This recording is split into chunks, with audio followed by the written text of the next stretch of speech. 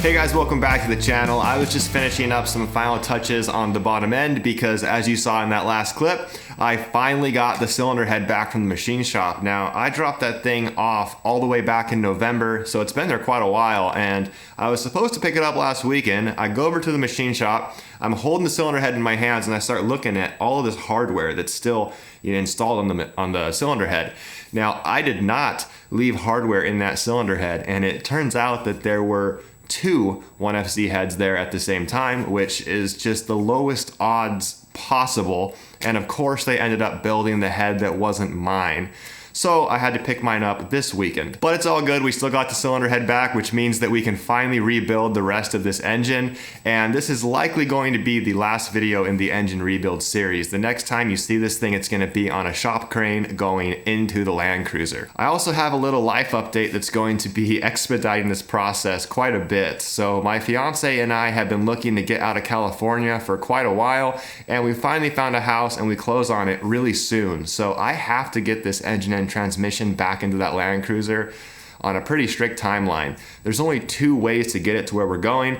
We have to tow it, of course, or we have to drive it, both of which require the engine and the trans to be back into the Land Cruiser. So I've got a lot of work to do. Let's get to it. I have had boxes of Land Cruiser parts sitting around in my house for months now, literally since I bought this truck, just waiting to go on. The problem was, every time I went to install the parts, I found something else that needed to be fixed first, and this issue just kept reoccurring until eventually I had to pull the engine out to fix all of the problems with this truck. Now I can finally install all of these parts, and it's awesome to see this thing finally come together. There have been months and months of work put into this if you've been watching all the videos in this series, and I kind of just felt like I didn't see any real progress until I started getting all of these parts on. Maybe it was something about clearing the stack of parts out of my house, but all I know is I can finally see this thing coming together, and it's great.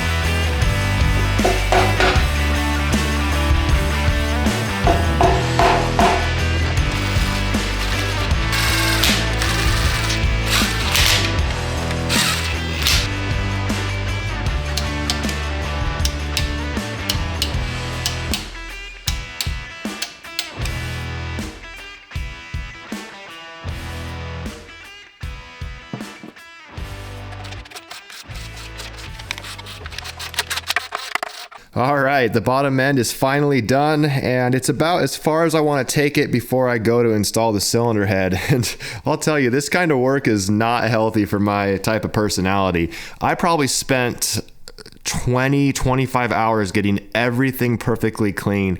All the nuts and bolts, as you can see, just super clean. All of the mating surfaces to get a good seal on that FIPG. All of the actual parts themselves, just went totally obsessive about cleaning everything, but I'm really happy with the result. I just wish it didn't take so much time, but now I can move on to the cylinder head, and as you can see, this thing is already super clean. I was a bit suspicious at first, thinking it wasn't even my head and that this thing was brand new because it's just too clean, but all I have to do with this is check all the valve clearances, make sure it's all good. I'm sure it is. And then take the cylinder head, plop it onto this short block, and then we'll have a completed long block. The OEM spec for the valve clearance on a 1FZ is 6,000s to 10,000s for the intake and 10,000s to 14,000s for the exhaust. And after measuring all of the clearances in my cylinder head, I was in spec within a couple thousandths across all 24 valves, and I'm just gonna call that good to go. There's no reason to get it perfect across all 24 when they're all in spec anyway. So now I have to remove the camshafts, and you'll probably remember from the teardown video that these have to come out in a very specific way. On the exhaust side, you have to clock the cam to a certain degree to evenly distribute the pressure, and then remove all the caps except 4 and 6, I believe, and then you alternate back and forth to remove it evenly.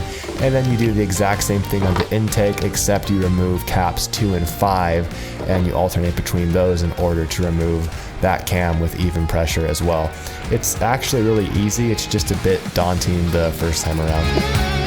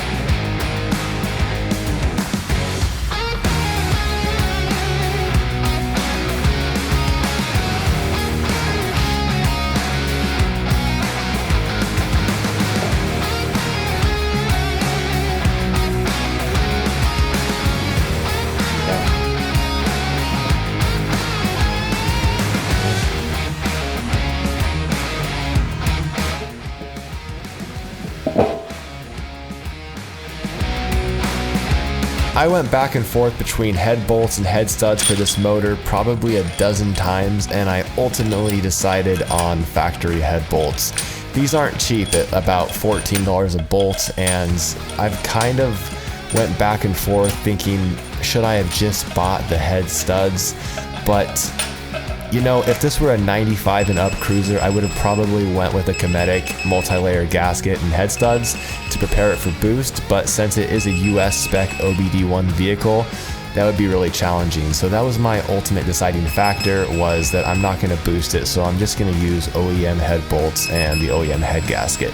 But I will say, installing these head bolts does not inspire the same confidence you get from a head stud. Not at all.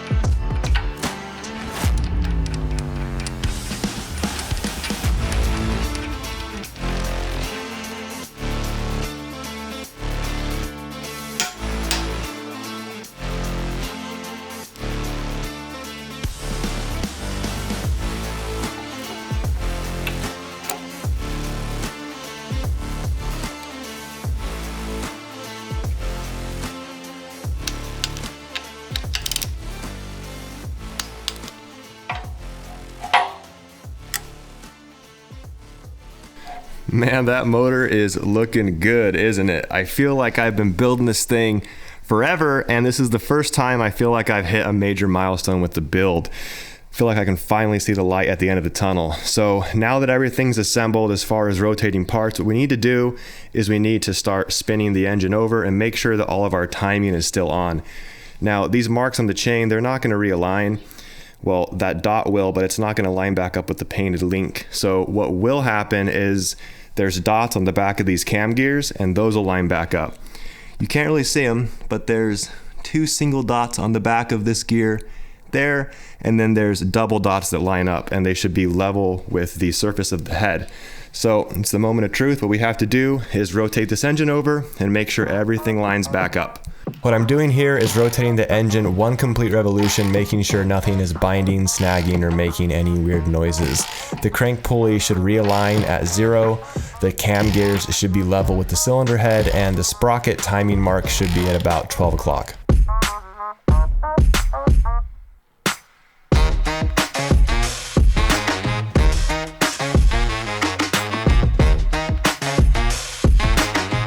So that's it for the internals. We are good there. Now I'm replacing all the exhaust manifold hardware and gaskets, getting the intake manifold cleaned up and all the vacuum lines replaced, and bolting on the rest of the pieces needed to complete this engine.